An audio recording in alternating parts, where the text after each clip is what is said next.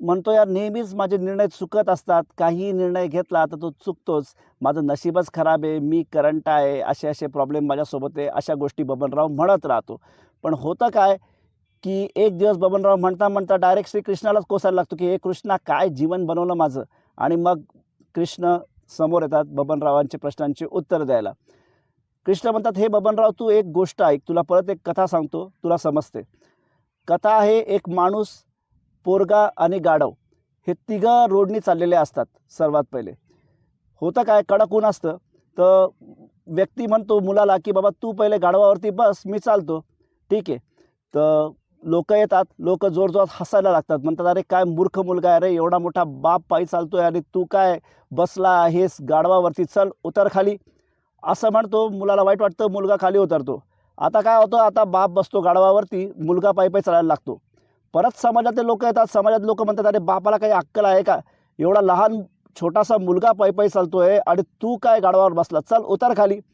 बाप म्हणतो, "यार चला उतरा खाली." मग नंतर कालांतराने होतं काय, की कालांतराने दोघं गाढवावरती बसतात, बाप आणि मुलगा आणि चालायला लागतात.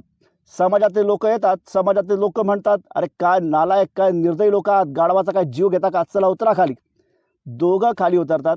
त्याच्यानंतर पुढे असं होतं, की मग ते काय करतात, की ते दोघं गाढवाला डोक्यावरती घेतात आणि चालायला लागतात. जेव्हा त्या दोघांनी गाढवाला डोक्यावरती घेतलं आणि चालायला लागलं, की समाजातले सगळे लोकं येतात आणि हसायला लागतात आणि म्हणतात, "यार हा बबनराव गाढव आहे. गाढवाची गोष्ट याला कळत नाही. हाच एक फार मोठा गाढव आहे." तर what is the moral of the story? Moral of the story असा, की लोकं आहे, लोगों का काम है कहना, कुछ तो लोग कहेंगे. तर बबनरावांनी आपल्या डोके गहाण न ठेवता आपल्या डोक्याने निर्णय घ्यायला पाहिजे, हाच कृष्णाचा त्याला परम उपदेश होता. आता हे बबनराव मेंटॅलिटीचे लोकं आयुष्यात निर्णय कसे घेतात हे आपण बघूया, की बबनरावला शर्ट घ्यायचा असतो, परंतु बबनरावचा मित्र येतो आणि बबनरावला म्हणतो, "अरे बबनराव, रॉगन घे, रॉगन. विराट कोहली घालतो, तू पण विराट कोहली आहे." म्हणून बबनराव आपला साधा ₹500 शर्ट घेत नाही. बबनराव घेतो काय, तर ₹5000 रॉगनचा शर्ट.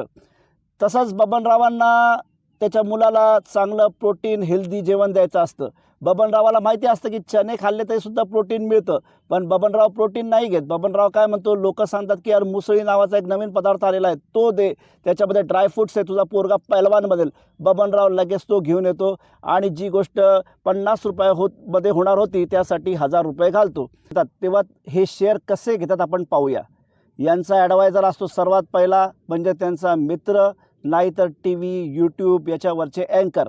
ते सांगतात, "यार हा शेअर घेऊन टाका, जबरदस्त शेअर आहे, असं घडणार, तसं घडणार."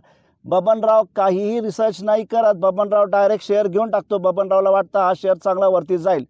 परंतु कधी-कधी होतं कसं, की तो शेअर जवळपास वर जायच्या ऐवजी 50% खाली पडतो. मग बबनराव होतो कन्फ्यूज. बबनरावांनी आणलेलं असतं उधारावरती पैसे, ते दुसऱ्या मित्राकडनं ऐकून तिसऱ्या मित्राकडनं. मग होतं काय, बबनराव झाला कन्फ्यूज. बबनरावचे 50% पैसे झाले गायब. मग बबनराव होतो त्याच्या मित्राला म्हणायला लागतो, "यार तूच काय मला चुकीचा शेअर दिला, तुझ्यामुळेच मी बरबाद झालो, तुझाच सगळा प्रॉब्लेम आहे, तूच बावळट आहे." त्याच्यानंतर टीव्हीवरच्या अँकरांना म्हणतो, की "टीव्हीवरचे अँकर बावळट आहे, हे चॅनल थर्ड क्लास आहे, सगळं काही थर्ड क्लास आहे." परंतु बबनराव कधी हा विचार करतो का, की हा शेअर मी माझ्या डोक्याने घेतला आहे का? मी माझं डोकं ठेवलं गहाण आणि दुसऱ्याचं घेतलं उधार, म्हणून माझा झाला आहे फियास्को. तर हे बबनराव, निश्चित स्वतःचा विचार कर आणि मगच स्टॉक मार्केटमध्ये उतर. तर आपले मन जिंका, जग जिंका, मार्केट जिंका या सिरीजला जरूर सबस्क्राईब करा, लाईक करा, शेअर करा.